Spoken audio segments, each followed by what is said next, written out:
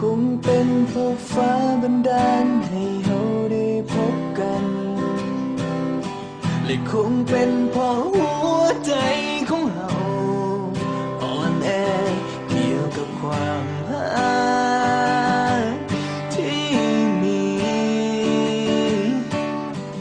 แต่ฟ้าให้เราหักกันบ่นาน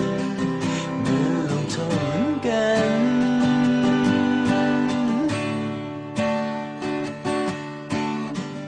เจ็บปวดและทรมานหัวใจ